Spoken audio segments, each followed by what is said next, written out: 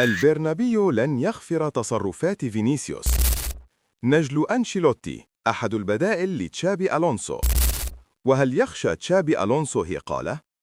خطة ريال مدريد في الميركاتو الشتوي. لابورتا يهاجم ريال مدريد، يتصرفون بطريقة حقيرة. إليكم التفاصيل ولا تنسوا الاشتراك في القناة. هذا هو واقع غرفة ملابس ريال مدريد حالياً.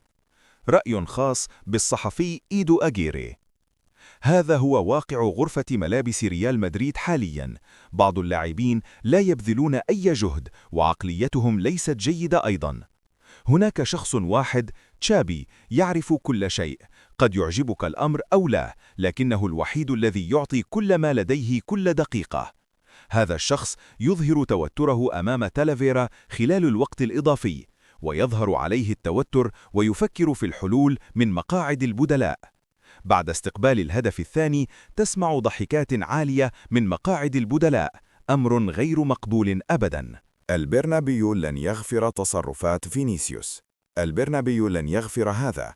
الجماهير التي تشاهد برنامج تشيرينغيتو الآن وترى لقطات هذا اللاعب الذي يعد بالفعل لاعبا مخضرما في الفريق، والذي يرغب في تجديد عقده بنفس مستوى مبابي، بينما اللاعبون يلعبون وتالافيرا قريب من تحقيق التعادل وفينيسيوس يضحك.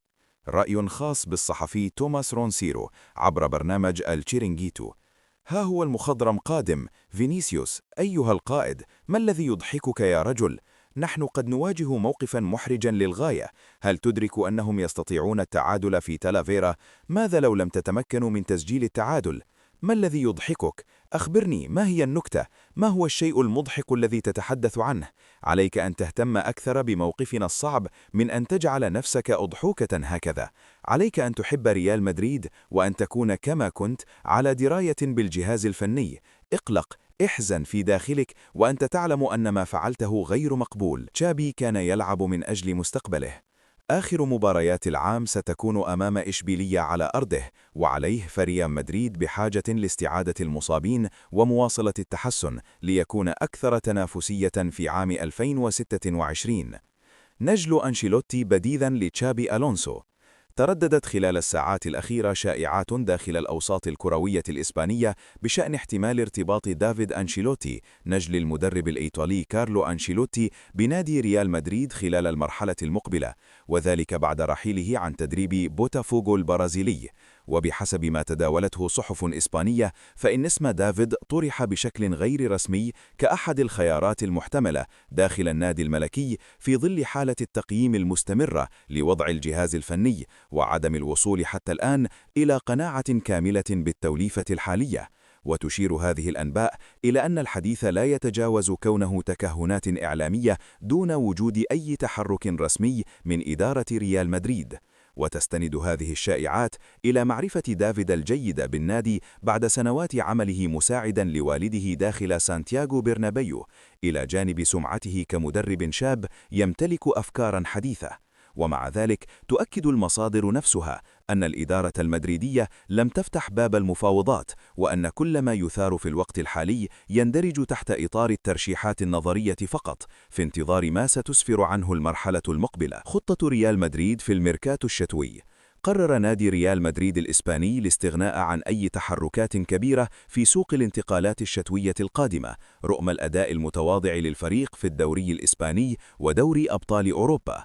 وأكدت تقارير أن الإدارة أبلغت الجهاز الفني بعدم وجود أي خطط للتعاقد مع لاعبين جدد خلال يناير، مكتفية بما هو متاح في صفوف الفريق الحالي، مع الاحتفاظ بإمكانية الاستعانة بسوق الانتقالات فقط في حالة إصابة حرجة.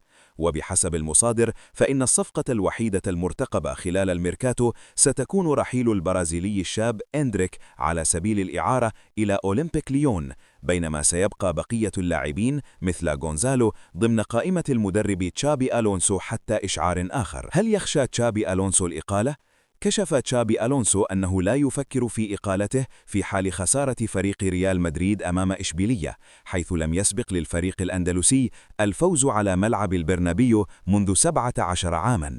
تشابي ألونسو أكد أنه لم يكن على علم بهذه الإحصائيات، وأن هدفه هو الفوز بالمباراة، وهذا الشيء الوحيد الذي يركز عليه.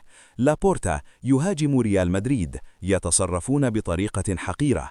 فتح خوان لابورتا رئيس نادي برشلونة النار على ريال مدريد خلال مأدبة عيد الميلاد التقليدية، متهما النادي المدريدي بشن حملات مستمرة لتشويه صورة برشلونة. وقال لابورتا أن النجاحات الرياضية التي يحققها برشلونة تثير الحسد، مضيفا إلى ذلك يتصرفون بطريقة حقيرة، مستخدمين كل الأساليب الملتوية، متجاهلين القيم الأخلاقية.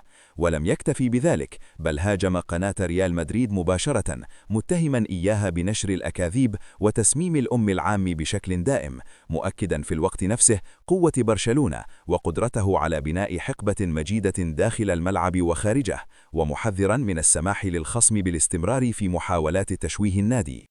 تعرف على الثلاثي الأكثر صناعة لأهداف رونالدو. استفاد المهاجم البرتغالي كريستيانو رونالدو لاعب نادي النصر خلال مشواره الاحترافي من زملائه ليصبح على أعتاب 1000 هدف. أكثر 3 لاعبين من زملاء رونالدو صناعة لأهدافه كانوا معه في تجربته الإسبانية بألوان ريال مدريد بين 2009 و2018، والتي أنهاها بعدما أصبح هدافه التاريخي والهداف التاريخي لمسابقة دوري أبطال أوروبا.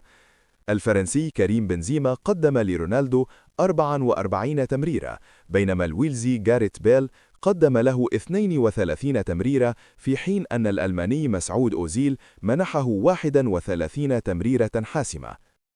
جود بيلينغهام: نحن جميعنا مع تشابي ألونسو.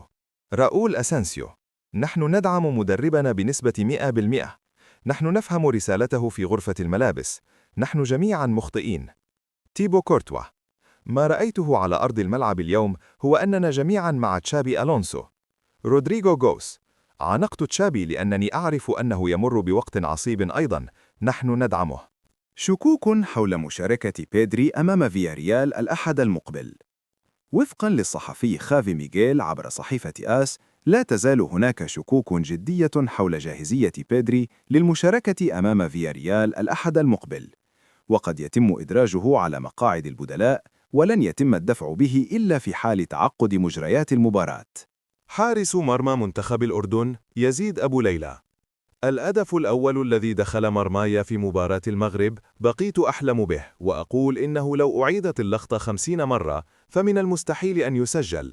ماركا: هذا الموسم يحقق مبابي أرقاماً لافتة تحت إشراف تشافي ألونسو بعدما سجل 28 هدفاً وقدم 5 تمريرات حاسمة خلال 23 مباراة، ويعتلي صدارة هدافي الدوري الإسباني برصيد 17 هدفاً في 17 مباراة، كما يتصدر دوري أبطال أوروبا ب9 أهداف في 5 مباريات.